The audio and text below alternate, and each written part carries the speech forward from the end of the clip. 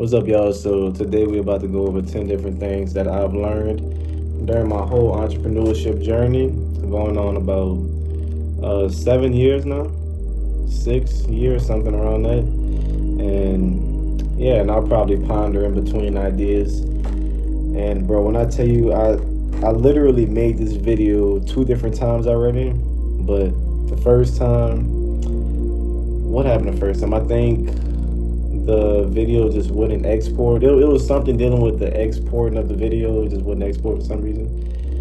Second time, I had music on in the background, which, I mean, obviously, you can't upload videos on YouTube with music in the background, which is ridiculous, but now we have to record it again. I'm making sure I have no sound, make sure the TV's muted, no music's playing, nothing. Let's jump into it. So, first thing I learned, well, not first thing, but one of the first things that I've learned during my whole entrepreneurship journey is that, matter of fact, let me stand up. This would be way better if I stand up. I'll be able to talk.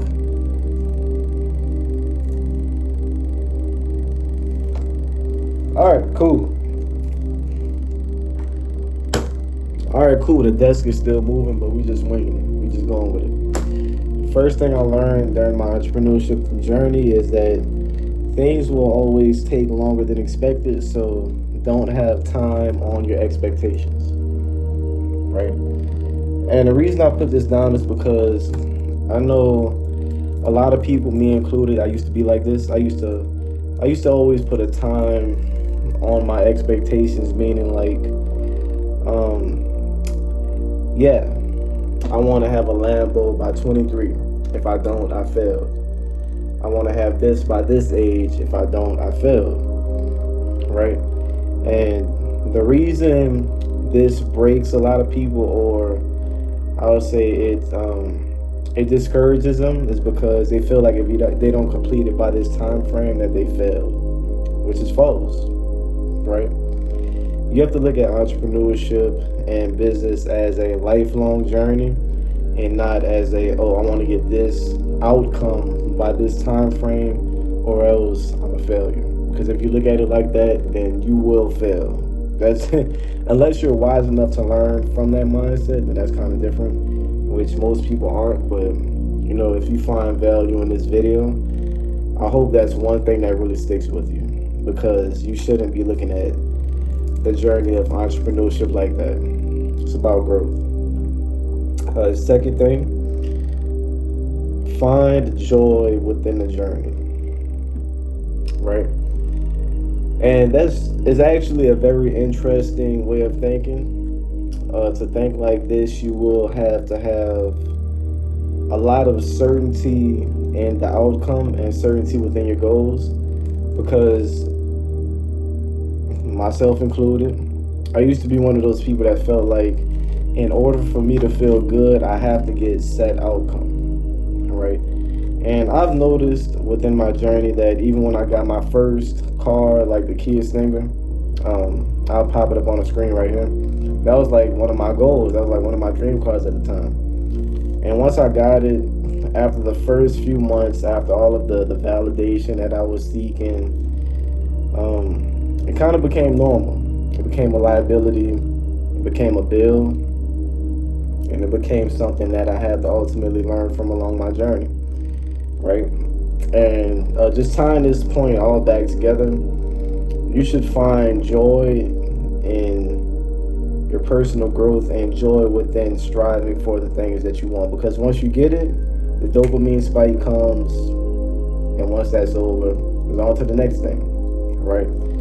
So if you could find a way to extract joy from the experiences and the journey of life along the journey, and then that's how you know you're winning, right?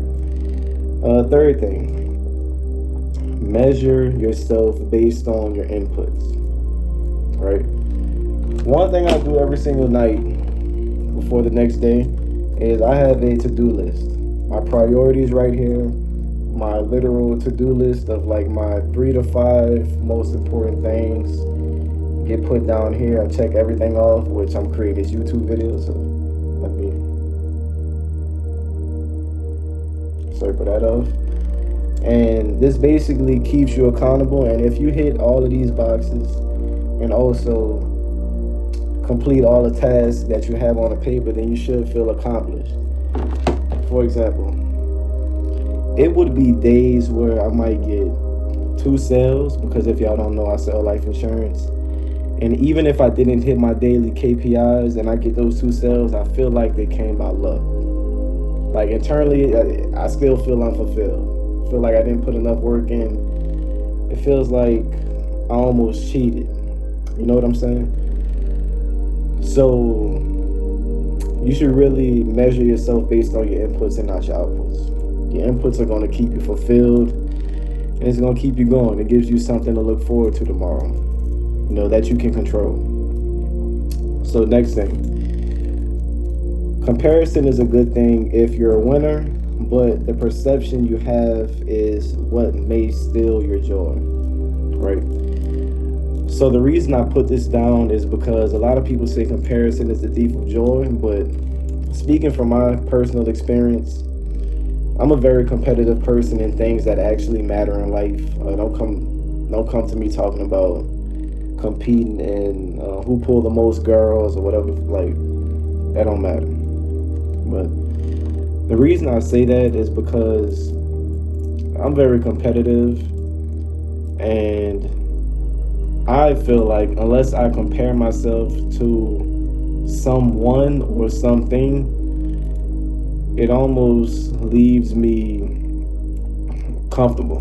Like when I compare myself to people I want to be like, or people that's in a position that I would want to be in, it gives me something to strive for. It shows me what's possible, and it almost raises my standards. You know what I'm saying? Because in my personal opinion, I feel like while we're alive, we should try to reach the full, our max potential, right? Whether that's physically, financially, spiritually, everything. Like I look at life like a video game almost. You know, when you play GTA, you're trying to reach the highest level, you're trying to have the best cars, you're trying to have the most money, you try to roll with the G's, right? Like you're not trying to be with the rank 10s, rank 5s, rank 15s, whatever. You're trying to roll with the G's, bro. So if a lot of people looked at life like GTA and I would say Monopoly, you know, if you master those 2 games as a kid, then you'll be successful as hell. I'm telling you. But to tie it all back together, I think you should actually compare yourself to people that you want to be like and strive to reach your max potential. That's my personal opinion. If you don't want to compare yourself to nobody, that's fine. You have my permission to lose. Anyways, next thing. Experience and proximity defeats all. Let me drink some water right quick.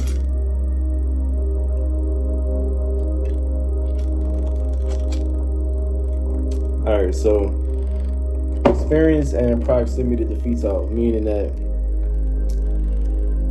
I hope I'm saying this correctly, but Alex Hormozy said that there was a study done by Harvard, I want to say, and I want to say that it was like to judge if somebody will be successful or not, look at the people they surround themselves with and also the people that they compare themselves to. Meaning, you have to reach certain levels of life, or to give yourself the greatest chance of reaching certain levels, you have to get around certain things, you have to breathe the same air, you have to get in certain conversations, in certain rooms, even if you don't belong in it yet. My first experience being around high-level people was with one of my old mentors, and I'll forever thank her for this. Her name is Kayla Perilla. She has a clothing brand over there in South Florida in Fort Lauderdale. And she invited me to her 23rd birthday party. And even when I look back at that party, I felt so uncomfortable being there because I was probably the brokest one there. I had no social skills. I had no speaking skills. when I compare myself now to myself back then, it's nothing close. It's nothing close at all. But I say all this to say, by me getting around that environment, it showed me what's possible. It showed me new people I can compare myself to. It showed me that these YouTubers that I watch every single day, King Sid, Kayla, Cord Pritchard, all of these people, these are real normal people. They just put the work in, they sacrificed, and now they got whatever they have out of life. So it's really all about who you surround yourself with and the air that you breathe. If you plan on not taking any risk and just staying in your hometown and not spending any money on courses because you feel like they scam people, then just lose, bro. That's okay. We need losers. That's what it is. And the thing is, with her course, I probably spent my last $600 on that course. And now the question goes to, what if I would have waited on the perfect time to start the course? I would have never got invited to the birthday. I would have never got the experience of seeing all these Lambos, Rolls Royces, all of these people that I look up to, all these people that I watch on social media. And if I would have never did that, who knows if I would even be sitting here making this video, being in life insurance. Who knows if I would have met Travis. Who knows if I would have met all these people. Who knows? So to tie it all back together, if you're watching this video, I would assume that you have big goals in life. You're trying to get your life together. And you're trying to get to the next level. The first thing I would say is consume content like this. Consume Tony Robbins. Consume David Goggins. Consume Alex Hormozy. And even watching stuff like that. Even though you're not around those people, in my personal opinion, I feel like watching a podcast on someone who's at an extremely high level is the closest you will ever get to them at the level that you're at. Like, by me watching Andrew Tate, from the standpoint that I'm at and the level that he's at, that is the closest I will get to picking his brain. So I need to watch this podcast to see how he thinks. What you consume is everything. What you experience is everything. What you put yourself around is everything. Your proximity is everything. That's all you have. Next thing. Fear and doubt is an illusion, and it's a mile wide and an inch deep. Meaning that a lot of people actually get in their own way. Right? The reason that a lot of people lose fights is because the fight even starts. They think like, damn, this person is big. They're strong. I seen them knock somebody out last week. So it's kind of like you're defeating yourself before the war even starts. Right? And the problem with that is,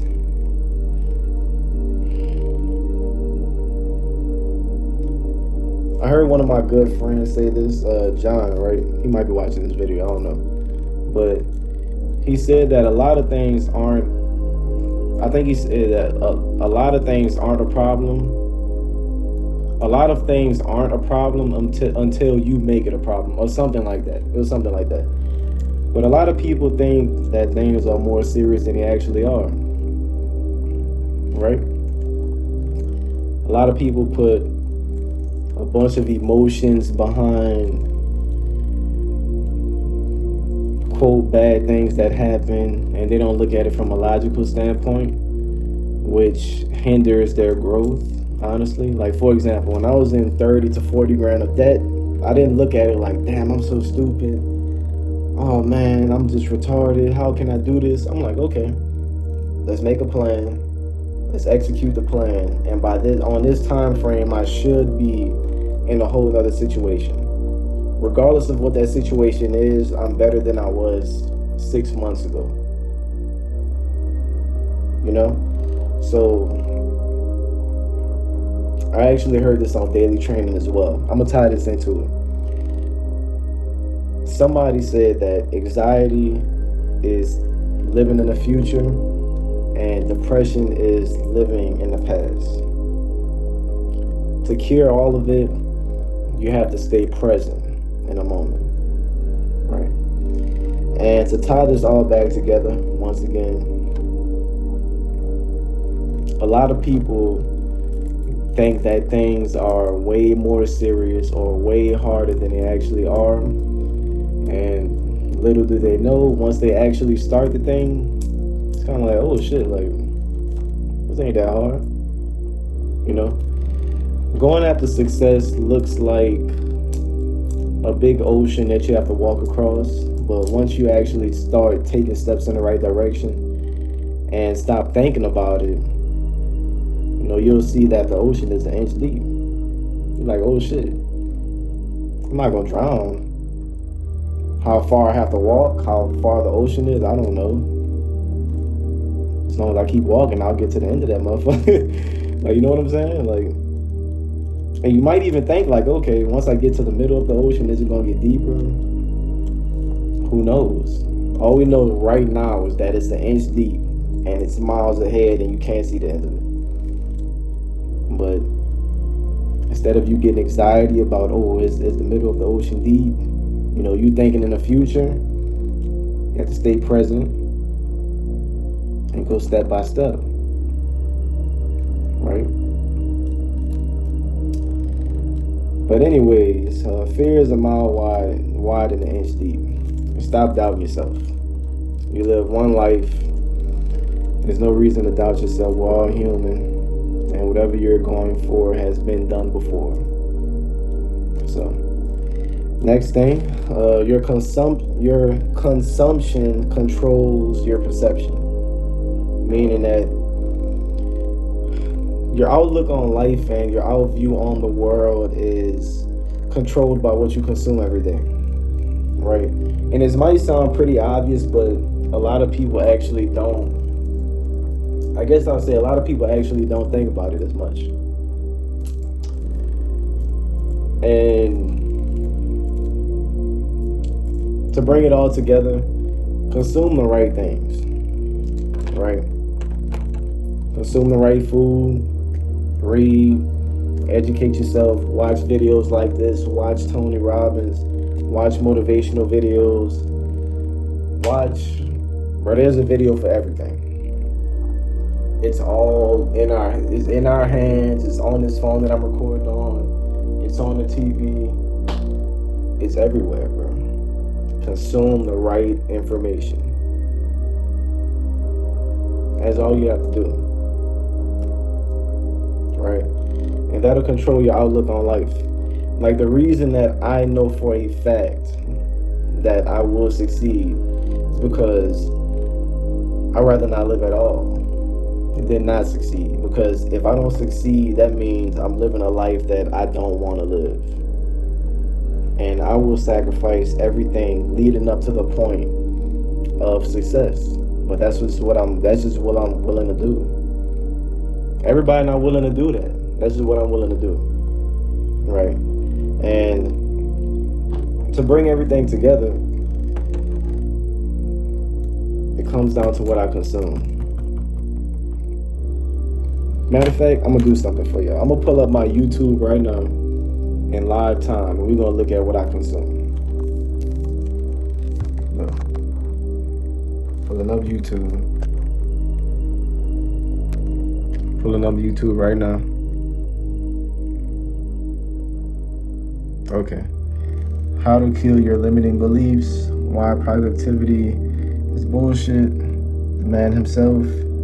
Late Night Miami Young Millionaires. Inside a day in the life of a $25 million founder. Wake up and go high level CRM. Like, this is what I consume. If your YouTube doesn't look like this, don't use the shit at all. But anyways, you have to consume the right things. If you don't consume the right things, then you will get nowhere. Because you're out there going against people like me, Travis, and Andrew Tate, and all of the other successful people that's consuming the right things. So if you're not consuming the right things, then you're at a disadvantage. Right? Next thing. Your love for instant gratification will wreck your life in all realms. Okay. When you think of, I'm gonna make this one simple. Think of every single thing in life that makes you feel good instantly. I want you to drop down in the comments one thing that enhances your life that can make you feel good instantly. When you think about smoking, when you think about drugs, when you think about pornography, when you think about not using a condom, when you think about fast food, when you think about waking up first thing in the morning scrolling on your phone, when you think about not going to the gym because it feels better.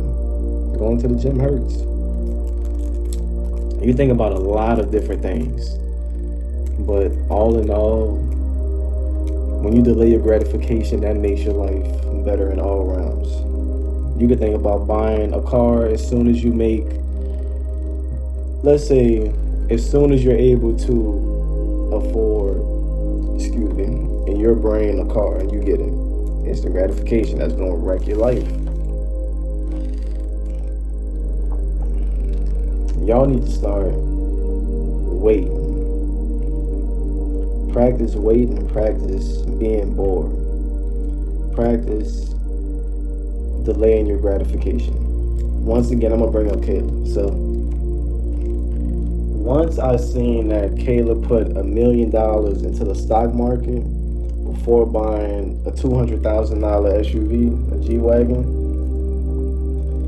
that really shifted my perspective because it showed like, okay, no matter what age she got this G-Wagon at, still a G-Wagon. She still got it, but now she has an asset paying for the G-Wagon, which means it's literally a toy.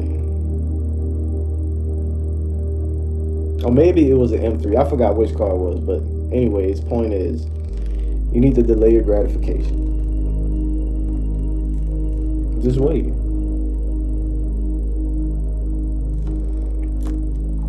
Last and final thing is, the nice guy will always lose. Look at life like chess. This one should be pretty self-explanatory, but if you look at the best leaders, the most influential people on the planet, and it really could be a lot, the best founders, whoever. Let's say just the best leaders. They don't make every single person happy. Somebody has to be upset, right? People that make everyone happy lose. Think about it. Think about a YouTuber that tries to make everyone happy. Everyone. They can be canceled. They can be easily manipulated into making content that doesn't align with their values. It can be bought. It's a lot of things that when you're the quote nice guy, it won't play out too well, even in relationships, even in general. When you're too nice to people, they feel like they can take advantage of you. So you have to be that person that's very stern and a person that stands on their values and be okay with making people upset, especially if you want to win in life. A lot of people go to college just to make everybody in their family happy. I never was that nice guy. I'm like, no, I don't give a But yeah, all in all, the nice guy will always lose relationships, business, and everything. So practice not being a nice guy. If everyone agrees with you, it should feel a bit strange. Start pissing people off sometime. It's fine. They're gonna forget about it. Probably gonna start scrolling on their phone and forgive you tomorrow. You know, as long as you're not doing something that's morally wrong. But anyways, that's not the top 10, but that's 10 things I've learned in my entrepreneurship journey up to this point. I'll probably make another video like this very soon because it's a lot that I learned. I keep track of everything in my notes app in my phone, and I don't know. I really love empowering people. I love speaking life into people. I love inspiring people. And I know that this video will give somebody some value. So even if it was one thing from this video that you've taken and you've applied to your life to make it better, or maybe one of your close friends, I don't know. That's all I care about. This video doesn't have to go viral. Like if this video gets 5 to 10 views, 1,000, whatever it gets, as long as I'm able to help one person from this video as this content journey continues, that's all that matters to me. So, like, subscribe, comment if you want me to do it again. Comment on something that you agree on Comment on something that you agree on within the video or disagree on within the video. It doesn't really matter to me, but if you made it to this point, I want to say I appreciate you, and stay tuned for the next video. Damn, that was a lame ass outro. Anyways, y'all have a good one. I'll see y'all in the next video.